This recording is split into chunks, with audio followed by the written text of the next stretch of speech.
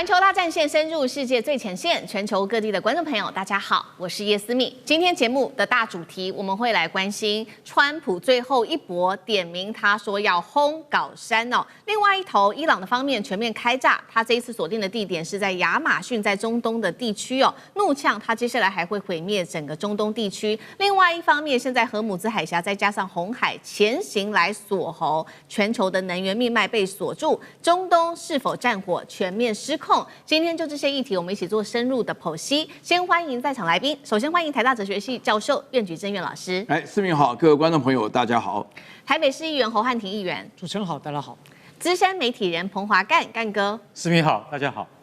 好，觀眾朋友在關心節目開始之前，請記得幫我們的節目按讚，並且按下熱推薦，也可以留言跟我們做互動，寫下思密你在哪一個城市收看，一樣的我會親自的來做回復，也可以寫下熱推2個字。好。提醒觀眾朋友，我們的會員頻道在寰宇新聞環球大戰線的主頻已經成立了，歡迎加入我們的會員，成為會員朋友。今天的節目美伊戰事，趕快來看到的是美伊戰爭，現在從這個原本的戰場，現在已經到了科技戰爭，甚至是能源戰全面開打了嗎？來看到伊朗的最新動作。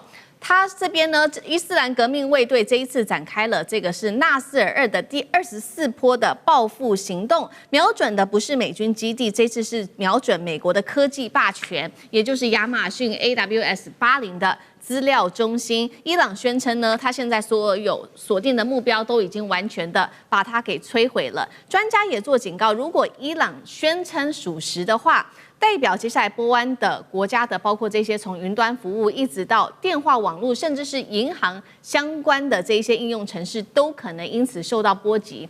我們現在看到的是伊朗他去轟亞馬遜，那會不會下一步往 Google 甚至是 Microsoft 這些科技大廠去做攻擊？這個是美方現在還包括了中東的盟友們現在所最擔心的事情。而同一時間，我們看到美軍的動作也在持續的加大當中，已經連續第11天空襲伊朗了，打擊的範圍包括了在軍事的行動基地、海軍的基地、無人機庫，甚至是他的後勤的基礎設施。這一次，川普也最新放話的，他說再打下去，很快我就會轟炸伊朗的核設施，也就是搞三了。在這一場戰爭當中，他說呢，根本就還沒有打完，接下來的另外一個目標，他可能還會做的事情，就是聯手以色列一起去打進伊朗的最後一道防線——搞山地下基地。川普的這樣做是真的有可能嗎？等一下請來賓來特別幫我們做解答。那麼搞山之所以對伊朗來說特別的重要，然後呢，美軍又很難攻進去，有幾個理由。因為伊朗在這邊部署了上千部的濃縮鈾的離心機，而且呢，恐怕呢已經全部都把它搬進了搞山的地下基地裡面去了。現在有一個說法是說，連美國的巨型鑽地彈也很難徹底的毀滅掉這個地方。換句話說，這個就是伊朗最後核計劃的最堅強的堡壘。那麼伊斯蘭革命衛隊也強調說，如果你美軍真的去敢攻擊我們的核設施的話，接下來你的盟友還有跟美軍相關的地區有所利益的地方，也都會成為伊朗強力攻擊的目標。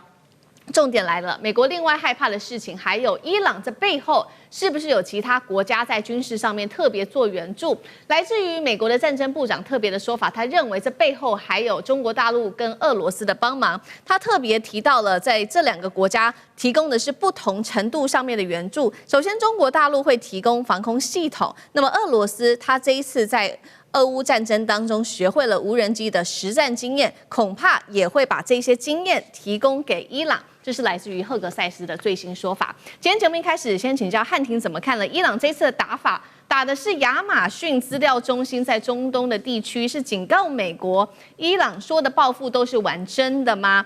這一次川普真的敢冒着這個整個中東失控的風險，對搞山真的下手嗎？漢廷怎麼看？先說這個亞馬遜被炸的事件，伊朗說炸了，但全世界都沒有確認。因為呢，這是伊朗宣稱我們已經炸成功了，可是美方亞馬遜跟巴林政府至少到目前為止全部都沉默，沒有任何的一方確認命中或摧毀。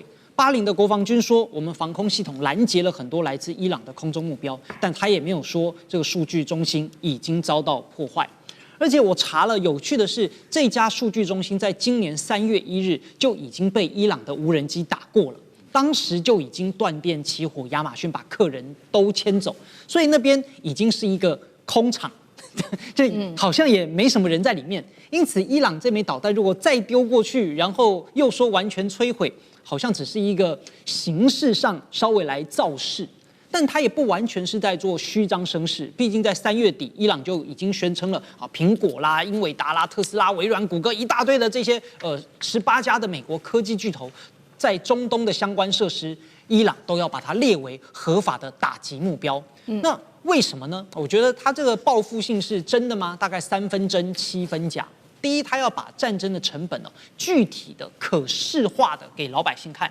畢竟美國呢，至少有68% 的民眾認為這場戰爭不值得打。所以，伊朗打亞馬遜、打數據中心、打能源設備，就是要讓這些戰爭從抽象的，你美國人在遠方看不到，但是要把它變得很具體的，讓你的銀行刷 App 刷不出來啊，讓你的油價漲上去，讓你的養老金賬戶跌下去啊，類似這樣。那這也是不斷的在給川普國內支持者放血嘛。而且呢，要把這些灰色地帶都打成新常態。如果我的電廠被炸，我就打以色列和盟友的電廠；如果我的科技設施被打，那我就打你們的這些科技公司啊。那如果我的海上被封鎖，那我就封锁荷姆茲海峽等等。所以這是一個模塊化的報復菜單啊！你打我什麼，我就打你相對應的什麼東西，而且理由也很充分。你國際社會挑毛病，這好像也沒啥問題。好，那麼。川普到底敢不敢去面對這個稿山呢？啊，7月13號，川普還說啊，我們要直接在前門來一記漂亮的重擊，啥意思呢？就是你如果真的要去炸那個主體啊，炸山根本就炸不穿嘛。但是如果你去炸個入口啊，在山腳下就炸一個小東西，這個是可以啊。那炸完了之後再宣布，哎，我們已經這個重創了，有沒有覺得很符合川普的 style？非常可能啊。所以他。敢不敢真的去炸呢？可能有，但也有一些條件，比如說國內的政治需要。他如果越要展現我對伊朗很強硬，那麼去轟炸這個稿山是最強硬的直觀符號。那第二個呢，也可能是以色列的要求跟不斷的逼宮啊。納坦尼亞胡政府呢認為說，我們必須要去摧毀伊朗的核設施啊，這才能夠有合法性啊。那再來呢，就是但川普也有一些不敢付出的代價。畢竟如果真的要去到稿山的話，要問要不要出動地面的部隊啊，這個也有很大的問題。畢竟伊拉克對美國的陰影實在是很大。那第二呢，美國可能也不敢輕易的動用核武器。再來第三呢，也是整個後續，那荷姆茲海峽仍然是沒有辦法得到結束，甚至這戰爭很可能會繼續擴大到黎巴嫩啊、伊拉克啦，然後沙特的這些全面開戰，所以這些也都是川普要拿捏的地方。所以我覺得今天我們熒幕上的最後一句話，基本就是總結，就是美國在這場戰爭中根本還沒打完，他的期中選舉非常困難。好，那同樣的問題，那幹哥又怎麼看？特別我們剛剛提到的稿山嘛，真的要打進去的話，得出動的是地面部隊。漢庭剛剛也分析了，如果出動地面部隊的話，它的代價非常的大，這是第一個問題。第二件事情，我們剛剛說赫格塞斯特別提到說，在這場戰爭當中有中俄的協助，幹哥又怎麼看？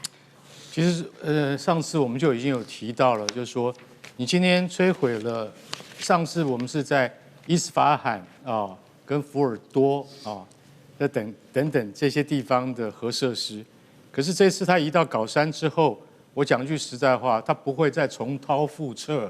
也就是說，他的體系一定會比以前要來得更深，要來得更周密。他的離心機搬到那裡面去，你要曉得，那個離心機不是幾台，是動輒要上千台，任何一個國家都一樣。你要使它的鈾能夠提升到武器級的水準，也就是說，我們現在還在60%的和平用途上，突然它要變到85%，乃至於抵達90%的武器級濃縮鈾水準，那是要上千台來運作的。所以你認為他把它移到稿山去之後，它是擺在那邊好看的嗎？你覺得伊朗的領導人是有這麼糊塗的嗎？所以在這種情況之下，美軍要怎麼去摧毀它？你是不是要派出地面部隊來？哦，千萬不行，絕對不能派出地面部隊。為什麼？因為阿富汗22年，我們都已經記憶猶新了。這個是對於美軍而言，他們最記憶猶新的這個慘痛的記憶啊。為什麼？因為在阿富汗的結果是一敗塗地，在伊拉克算是全身而退，但是呢，有沒有對伊拉克產生實質的影響？也沒有。為什麼？伊拉克有沒有完全建立親美的政權？他的人民是不是從此就喜歡了美國？也沒有。所以你今天如果說要派出真正的地面部隊，你要想的問題是在於這個國家會比伊拉克跟阿富汗更難。為什麼？因為它有非常傳統的宗教信仰跟思想，它也是千年古國。你如果派部隊進去的話，你一定要從教育開始，我覺得這根本做不到。所以在這種情況底下的話，你認為伊朗它會不會繼續危害這個荷姆茲海峽？會。為什麼？很簡單，這就是不對稱的低成本戰爭。它有很多的海軍快艇，它有更多的無人機，它在未來的5、6年之內，它會繼續啊，我們用騷擾這2個字也不為過。或者說影響美國在中東的利益也不為過。那你川普你要用什麼方式來根絕它？所以剛剛講完了核子設施，這次講的現在在講的是荷姆斯海峽。那川普，我想請問你，現在已經知道付了375億美元的戰爭費用了，現在還要再追加800多億美元的戰爭費用。等一下我們會談到對美國經濟的影響，可是我在這邊就已經覺得說，恐怕不能再這樣打下去。再這樣打下去的話，不是只有美國人民受害，是全世界都会受到它的影響。為什麼？第一個油價，第二個通膨。所以現在他還得到了中國和俄羅斯的協助。俄羅斯很簡單，我有大規模的無人機技術跟原料可以給你。然後中國呢更簡單了，中國有低層次的地對空防空系統，交給比如說鷹擊9型。跟鷹擊19型的防空飛彈，這些東西通通已經交給伊朗了。所以我今天坦白講一句，如果真的拿出來的話，對於美國地面部隊會造成更大的威脅。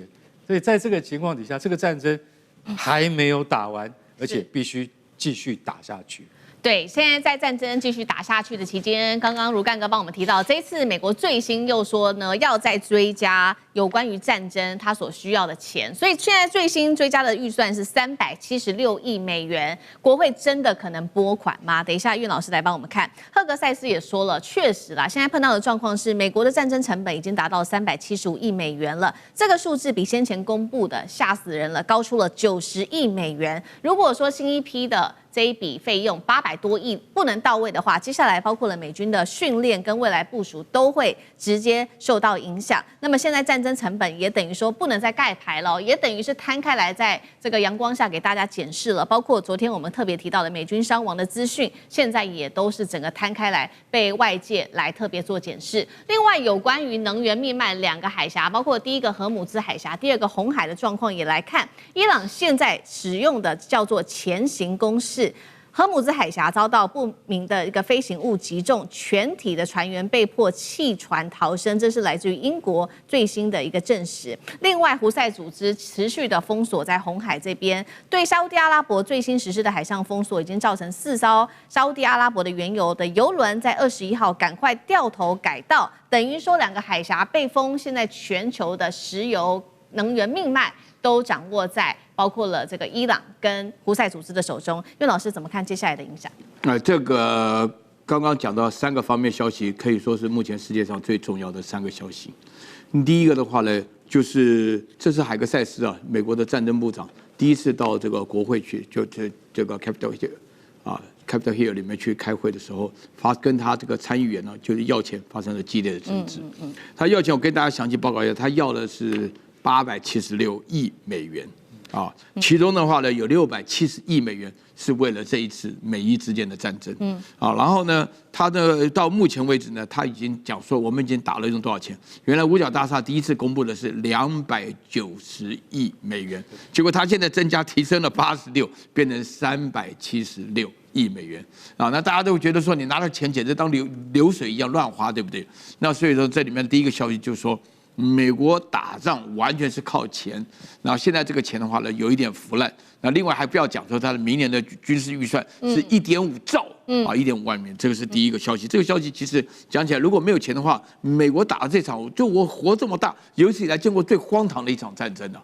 這個是荒唐到極點。如果因為我每天在，就是說句良心話了，就是拜川普之賜，我們這幾個名嘴天天在那邊光是聊美國這個荒唐戰爭，這麼聊了快他媽幾個月了，對不對？好，然後第二點的話呢，大家了解，就是說目前為止的話呢，伊朗這次發狠啊，就是只要過了荷姆斯海峽的話，他就一律照打。以前沒有這回事。你剛剛這樣提到的，講說是 Amazon 啦或者 Google 什麼的，因為那個長期來講，看那個伊朗就是個慫包啊，就是沒有事情，大家所有到中東去投資這個高科技什麼的放在那邊，這下不得了，通通打起來了。而且現在的話呢，幾乎就是什麼第五艦隊什麼的都打得一塌糊涂。那麼這個就跟以前不一樣。然後我現在發覺是最嚴重，就是說。大家原來啊，那個以色列跟美國拿了對那個胡塞武裝都沒有辦法，請大家記住啊，胡塞武裝是也門的一個叛軍啊。那這個叛軍的話呢，他們都不要命啊，他們遊行的時候不是缺水的，就是斷腳的啊，缺水斷腳在那邊遊行啊，都不要命的。不要命情況下的話，他現在因為那邊有2個很重要的海峽，是整個波斯灣的這個所有的游出來，一個就是荷姆斯海峽，另外就是曼德海峽。對，現在大家打開地圖一看，這個曼德海峽裡面，胡塞武裝鎖了經濟，而且直接威脅沙特。大家要了解，一個叛軍可以威脅世界上最主要的產油國家，而且的話呢，這個沙特基本上也怕得不得了。所以這幾天油價上漲到130幾，馬上就開始反應了。為什麼？如果2個海峽都被封住，而且他們基本上的話呢，都是這個什葉派的教徒的話呢，在這種情況下，抵抗之虎出現的力量，這個世界的經濟很麻煩，真的很麻煩。好，謝謝苑老師。那我們休息一下，馬上回來。觀眾朋友們，我們要開會員頻道啦！因應呢美中、中東還有印太的亂局，你看到的是新聞，我們看到的是背後誰在操控這個世界。加入會員可以取得獨家視角的通行證，你將優先取得更深的觀點判讀，包括了核心真相分析、歷史脈絡拆解、局勢推演邏輯。同時解鎖會員勳章、優先互動權、問題解析、幕後花絮，支持我們制作高品質的影片。點擊下方的加入鍵，一起成為戰友吧！我們會員頻道見。